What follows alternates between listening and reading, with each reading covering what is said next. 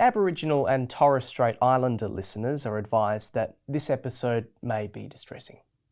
This is The Future Of, where experts share their vision of the future and how their work is helping shape it for the better.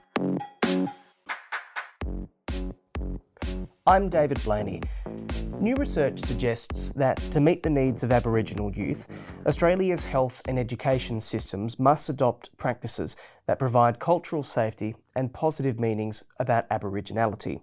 To explore this topic with me today are Professor Rhonda Oliver, the head of the School of Education at Curtin University, and Dr Michael Wright, a Yuat Nyungar man and mental health researcher at Curtin University and the Telethon Kids Institute.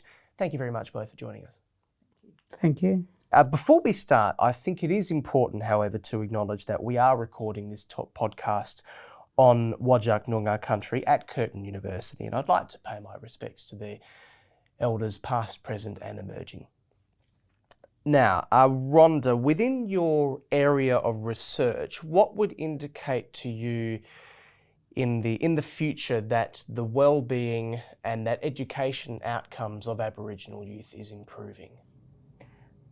There'll be a number of measures around this, and I think what we will know that we're doing a good job when we have more Aboriginal teachers, when we have more Aboriginal people engaging in the workplace in ways that they want to, in jobs that some of which won't exist at the moment, but things that they can do, particularly on country, but other jobs as well. But I think the main thing is that they feel pride and comfort in who they are. So one of the key things for me is around their language and language use. And how are we faring in these indicators? Not particularly well at the moment. If we look at the reasons for this, is that a lot of our assessment protocols in schools don't recognise the culturally and linguistic diverse background of many people, including Aboriginal students. And so some of the test questions that are used are just inappropriate. They don't recognise the type of background. And I'll give you an example. In the NAPLAN test not so long ago, students were asked to comment about a movie poster and to do a critical analysis of that in the writing test. Well, many students living in remote communities, one will have never been to a movie cinema, and then to actually see a poster would be outside their context of experience as well. So, asking somebody to do something that they have no knowledge of is unfair. It's an uneven playing field to be testing students on. Particularly given it is NAPLAN, it's not meant to be a particularly specialised test. And yet it is. And yet it comes with a lot of cultural packaging around that makes assumptions that we all, for a start, speak English as our first language, and we don't. Many communities in Western Australia in particular have a diverse range of languages. If we look in the Kimberley, places like Bidjadanga have 6 languages spoken today amongst their students, and English is another language. If we look in the Fitzroy Valley, there's 5 language groups. So, kids are coming to school not with English as their first and dominant language, but in fact, Aboriginal English is their first dialect, or a traditional language is their first dialect. Creole is another language, and then they're having this, and then they're being tested in English. If I was to turn the tables and test you using Aboriginal English, you probably wouldn't do very well either. No, and that would reflect poorly in my NAPLAN results. Exactly. Not that NAPLAN is meant to be used as an individual. Well, it isn't, but it actually gives it's more of a litmus test for everyone. It is for everybody, and it does give evidence for teachers about what they can do to serve their students' needs. But it's not being used that way. It's often used to say what schools are underachieving and which schools are achieving well, which was never the intent, but that's now how it's being used. So, there's lots of things that we have this unfair playing field. We don't recognise students, the background, the experiences they have. And a lot of teachers in these schools are not necessarily trained in Western Australia. Some of these hard to staff schools get students from other states in Australia to staff the school, and they just don't have the background in terms of Aboriginal education. In terms of the provision of services by the government, there's quite a bit of translation and interpretation into languages spoken by migrants, but not so much in terms of Aboriginal languages. I think there's been attempts in a number of places to try and make material more accessible. But for me as an educator, one of the real issues is about using students' full linguistic repertoire in the classroom. And so that's some of the research that I've been doing on translanguaging. And we've been recording children around Australia, particularly in West Australia, and they have remarkable communicative competence. However, it's not necessarily in English. What we need to do is build on that expertise, that knowledge that they do have, and bring it into the classroom. Again, I've got another example. When we were piloting for the study that I'm doing with staff from Melbourne Uni, ANU, Bachelor Institute, and myself here from Curtin, we went out to piloted. We went to a school in the middle of Australia, and this little boy came up to me and asked me in quite standard Australian English, he was about 5, what are you doing, miss? So I explained why we were there and what was happening, and he was really interested and made a few very relevant comments. And then the bell went, and he turned to his friend and in very thick Aboriginal English said something like, "Hey fella, we've been outside now and play," because he switched, because the audience had changed. So very appropriately, he spoke in Aboriginal English to his friend. But then as he walked outside the door, he ran into his cousin and he switched to one of the traditional languages of that community. So in a space of 5 minutes, this little boy had moved across 3 languages, done so appropriately, done so effectively, and yet I know in a few years when he's tested on NAPLAN, his results won't be as high as those other kids that are living in other parts of Australia who have English as their first language.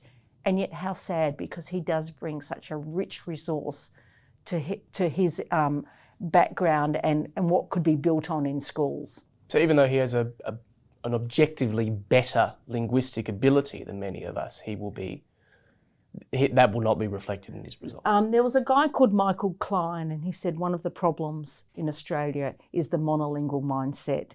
And we really, if you like, almost reprimand people for having more than one language, particularly if it's not the dominant language, English. And it's sad, because we could actually use these resources in many ways, making workplaces more culturally safe and also richer for others.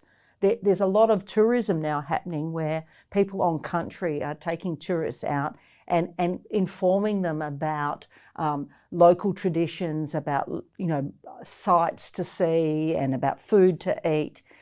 The trick is that they can often say it in traditional language, but it's being able to slide across, and that's something that we need to do in schools, to develop this full linguistic repertoire, not in any way detract from them learning standard Australian English, because, for instance, in this tourism situation, they need to use that. But building on what they already have, rather than treating them as a deficit, that they don't have language. Yes, they do have language, just not English. Building on that, but also getting them to develop the ability to, like this little 5-year-old had, so that they could move across the place and use it according to audience. And Michael, what would indicate to you that mental health services are becoming more effective? In how they are already? If we were to look in say 5-10 years' time, what would be different to now that would show that the services are becoming more effective? I think we can confidently say now that they're not. Mm-hmm. So, and we have obviously evidence in a number of ways to show that that's the situation as we currently experiencing in the high rates of suicide and self-harm with Aboriginal young people is still at unacceptable levels, including the Close the Gap report this year. The Commonwealth Government releases each year. So it shows there's very little closing of any gap in terms of the mental health of young Aboriginal youth in the country, Aboriginal and Torres Strait Islander youth in the country. Partly the reason for that is I feel that we still have a very Eurocentric view on how we deliver services, and thinking one size fits all is usually the current standard stock approach. And a reluctance, I feel, on the part, even though the rhetoric says otherwise, that change, we want to make change, invariably doesn't often happen. So, look, that's not answering fully your question. To go to that question, really, I think, would be a simple answer is give us control to be able to find the solutions ourselves and allow us to implement what we think those solutions would be, and allow us to measure and find our own metrics in how we find those solutions, in establishing the impact one, but also establishing that there is another way of doing what we want to do. And until that occurs, we will stay mired in this toing and froing as we've done in who's blaming who and why the situation is still as it is. Yeah. Rhonda, you mentioned earlier translanguaging. What exactly is translanguaging and why is it so important? Well, in the past, people would often talk about code switching, and that's moving from one language to another. But if you listen to people who are multilingual, they don't actually just speak only in this language and then they switch and speak only in that other language.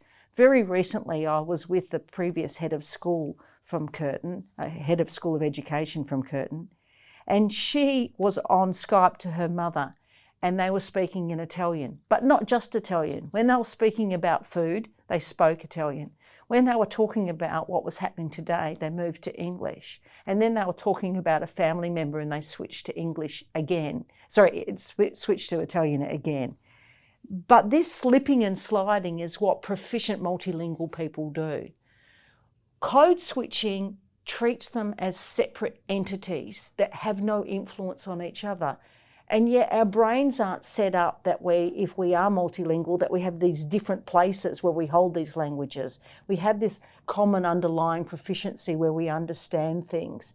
And what we do is access that from different linguistic and cultural perspectives. The other difference about code switching compared to translanguaging is code switching often actually means I want you to switch to my language. So I'm the dominant language speaker, you switch and speak me, so to my language. So in schools, and I think it was all done with good intent, we often have people just teach them to code switch. What that really means is just teach them to speak English. And sure, they can use their own language or Aboriginal English at home or out in the playground, but in the classroom, it's English. And yet, there's so much knowledge that's held, it just might not be in a language in English. So allowing them to move fluidly and use words that suit them. Doesn't mean the teacher has to use that language. In fact, it's really good to provide models of standard Australian English. Recently, I was on a bushwalk with little kids and one of them pointed and said, a bala bala. And I was like, oh, what's a bala bala? And they said, bala bala is snake. And I said, oh, bala bala means snake. Yes. So it wasn't about me making them leave their own language, but use that in a context to make meaning. And that's what good teaching is about, is making things understandable and allowing them to share their understandings with teachers. So code switching takes away from this sort of black and white view of the world, rather allows this fluidity around language use. And so one of my colleagues at Bachelor, Robin Obba, in her PhD talked about slipping and sliding because that's what a lot of Aboriginal people do. Linguistically, they often grow up multilingually. And even if you're monolingual, that's not too dissimilar to how people change the way that they speak depending on different contexts. Anyway. That's right. So as a monolingual person, we have different registers. So we wouldn't speak to our grandmother the same way that we would speak to our partners, for instance. So we change. The difference is somebody who has a variety of languages or dialects, they can draw on all of those. And it really reflects what happens in traditional Aboriginal societies. Because I'm not sure that you're aware, but in many communities, you weren't allowed to marry up, to partner with somebody from your own language group. It was a way to keep the genetics safe. So the mother and father would have two different languages. And that meant that the child of that union would have access to both their parents' languages. But that also means that the grandparents also had a different language. So a child growing up in a traditional Aboriginal society would be exposed to 4 or more languages just within that network. And knowing that the family unit in Aboriginal society is different the way that non-Aboriginal people conceive it. So, you know, they are exposed to a broad range of languages. And what we're saying in this translanguaging space is let's build upon those skills. So rather than seeing Aboriginal language speakers as having a problem, being a deficit, we're saying, this is wonderful, let's celebrate this and use this in our teaching. Michael, how does cultural safety affect mental health outcomes? And what needs to be done to improve mental health services? I think cultural safety is paramount, as you'd expect it to be. Unfortunately, I feel that it's become somewhat overused and perhaps oftentimes misunderstood in what that actually means. What I think would be a better way to give an explanation to that is there's a book about to be released, it's due for publication soon. It's called On the Ice, I feel it's called, or whatever. And the author is a journalist, has travelled across the world, speaking to Indigenous people in probably all the continents around the world.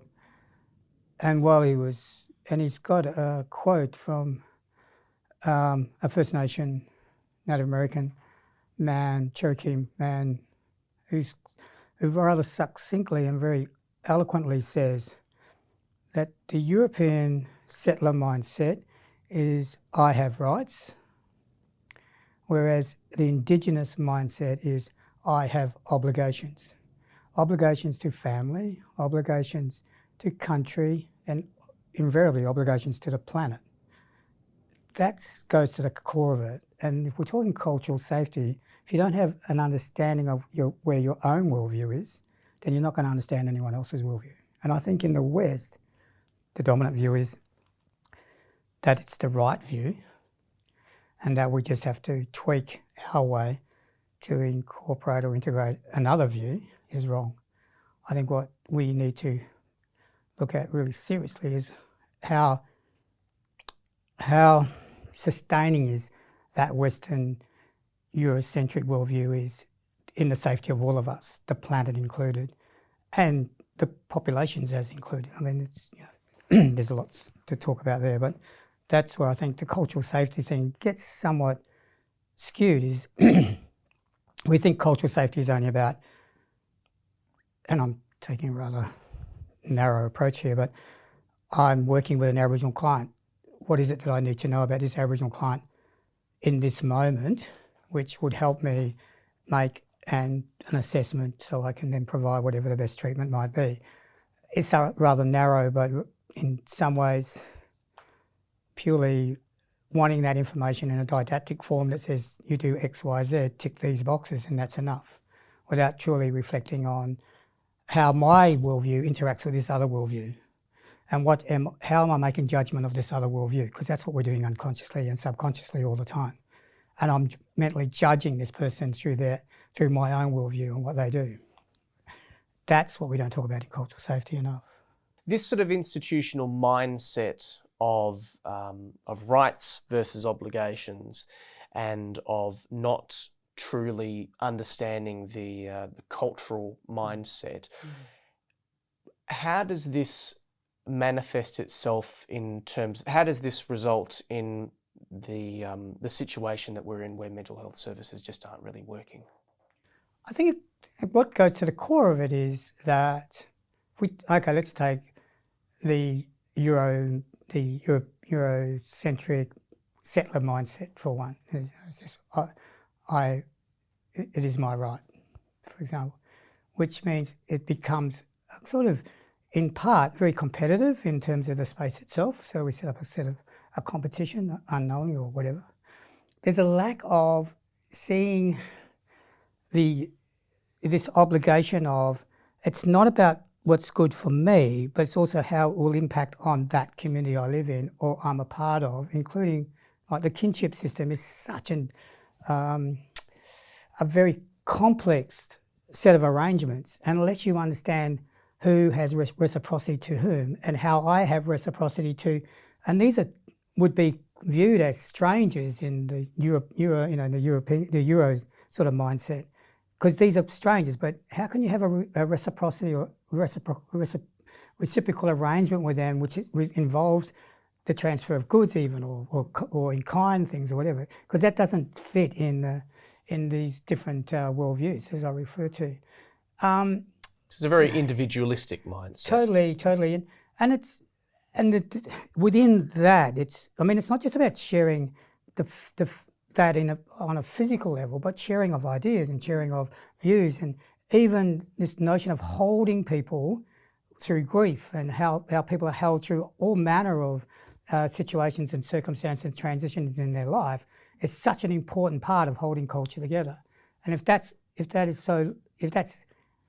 not understood in the way it's meant to be, then you have these problems as I refer to. So it's not, I think what we try to do is oversimplify what cultural safety is, and we've come to these problems. So sometimes a little bit of knowledge is somewhat more problematic than having a lot. And can I jump in here, because something that you asked previously about language use, and should we just have, signs or whatever in institutions change so that everybody can understand it. Within one community, there will be different ways of speaking according to your kinship and who you're talking to. So, I love in some communities that son-in-laws can't speak directly to their mother-in-law. And I did hear a story where somebody did have to travel in the car together, so they put a mattress between them so that they wouldn't have to interact.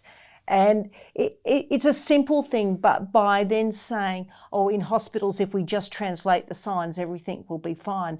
But what you're not unpicking is the foundation underneath that language is more than just a direct translation. It comes with all this worldview and understandings that we can't necessarily have. And that's why I come back to why translanguaging is so important, to give due credence to speakers and what languages they already have. The official statistics from the Bureau make for pretty appalling reading. 33% of Indigenous people aged 15 to 24 said the most common place they experienced unfair treatment was in an educational setting, as opposed to by the police or at home, at work, or even by members of the public. Why is this? Well, I think it's some of those attitudes. I think it's some of the worldviews. People like to blame universities that we don't train our teachers well enough for this, but people have to be receptive and willing to take on board other ways of being and knowing, and our curriculum doesn't encompass that. So what we perceive as equal opportunities actually sometimes negate somebody's right to their cultural background. And I'm not criticising this particular teacher, because I'm sure the intent was a good one, but in a remote community, this teacher came in, looked at the national curriculum, had to talk about endangered animals. So he did a lesson on pandas. And I'm sorry, that sticks in my mind as, it was such a struggle to observe, where I wanted to say, they could probably teach you more about endangered animals than you will ever know. And why don't you take the kids outside and get them to talk about the great knowledge they already have about the animals that live near to them? So I think it's beyond just a policy statement. It's around actually a willingness to open your mind and heart to different ways of being. Yeah, I think that's a great example. I feel that because what we heard there in that story is that this amazing disconnect to where I am. Well, firstly, physically, I'm not in China, but like in this country, which in itself is experiencing its. I read somewhere where we've had a mass extinction of species in this planet, in this country. 70% of species now are at threat of extinction. I mean, whoo, okay, just think of that for the moment. And this lack of awareness or lack of understanding, or even a willingness to kind of go to a place to and to say to someone, and as I think, as Rhonda has said, that is that I can't put myself in a situation, and either whether I be vulnerable or even a situation where I don't know, to ask, can you tell me? Because I think in universities, and I think this is a problem of universities, whether it be education, medicine, whatever, is that we inadvertently, whether consciously or unconsciously, telling, or whether that be directly or in other ways, or more indirect ways, that they're special and that what they're doing somehow makes them special, and this knowledge that they accumulate then makes them some kind of an expert. And to walk away from being that expert is a huge thing, and age again plays a part in all of that. My sense to this is that, and I'm going to go somewhat maybe some part political but part philosophical in this response, is that in Australia, I think white Australia has not made its peace with Aboriginal people still, and I mean, we talk about reconciliation, we talk a whole number of things that have happened, but truly, that's all at a policy level, senior and otherwise. But we really haven't come to that point where we truly want to meet and join with Aboriginal people in relationships of a mutual, that's on an equal standing. So we'll always have this situation where, similar to whether it be teachers, nurses, doctors, whoever, who have an expertise, it's highly valued of course, go to a community which they, although it's not clearly stated as such, is felt to be, how would I describe, that when we talk about modernity in the way that we think about it, they are not that. You know what I mean? Because modernity happens here. This is where progress really happens, because this is how we've kind of led to believe, at least. And that if you go to a community, which is not entirely unchanged from how it was 200 or 300 years ago, where people still practice what they do and cultural practice and whatever, it's still seen and viewed in ways, and it's through a prism that it's sort of the other. It's those people. They're not the same as us. Well, it's not just those people. It's because there is a term. His name is an Afro-American writer. I did read him extensively when I was writing my PhD. He talks about a notion of cultural racism, of viewing culture through this lens of being deficient, of viewing culture as not being at the same level or standard as someone else's culture. We're not talking about individuals now, and we're talking about cultural racism in this country. There is still a view that Aboriginal culture is still seen as less than, it's not seen as, I mean, we love Aboriginal culture when it's portrayed as paintings and whatever, but but when we start talking about other cultural activities, we kind of then portray it as somewhat deviant, or we pathologise the culture in ways that we hear on the radio and in other forms of the media. So there is still this real juxtaposition, this tension, if you like, in Australia that we haven't fully resolved. When will we resolve it? I was listening to RN last night, and it's called The Drawing Room. I implore everyone to listen to that. It was she's an Aboriginal novelist, and she says, the question was asked by the host, could we ever get to a point where we have full reconciliation? She says, yes, we will. We must. She said, maybe not in her lifetime, and I include my lifetime either, but we will get there. But Australians will have to grow in their own maturity before that to happen. We're still very immature in these forms of relationships that are so important if we're going to move to that space. And it's beyond culture, it's around language as well. And I hate to just put my point of view in there because... No, please do. Because it's not just cultural racism, it's linguistic racism too. So when I go out and speak to some of the kids, I say, you know, what language do you speak? And they'll say, oh, I speak rubbish talk, miss. And I'm like appalled that they think Aboriginal English, the name for it is rubbish talk. Now that's come through generations where people would be saying things like, oh, you just talk rubbish. And so they now use, in a number of places, use that term rubbish talk to refer to Aboriginal English. Aboriginal English is as sophisticated, grammatically complex as standard Australian English. It's just a different dialect in the way that Scottish English is a different dialect. But we don't hear, well, we do hear comedians making fun of different accents and sometimes some of the words people use, but they don't denigrate a whole linguistic code such as Aboriginal English by calling it rubbish talk. And yet these kids, can you imagine growing up and believing the language you speak as your first is rubbish talk? It's appalling. We've got a long way to go, and part of the way we do that, I know in education, is embracing all linguistic codes and the culture that underpins them. Well, I think we'll have to call it time now. We've all run out of time. So thank you very much, Michael and Rhonda, for coming in and sharing your knowledge on this topic. Thank you.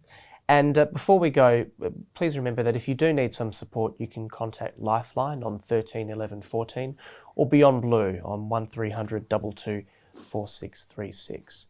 You've been listening to The Future Of, a podcast powered by Curtin University. If you have any questions about today's topic, please feel free to get in touch by following the links in the show notes. Bye for now.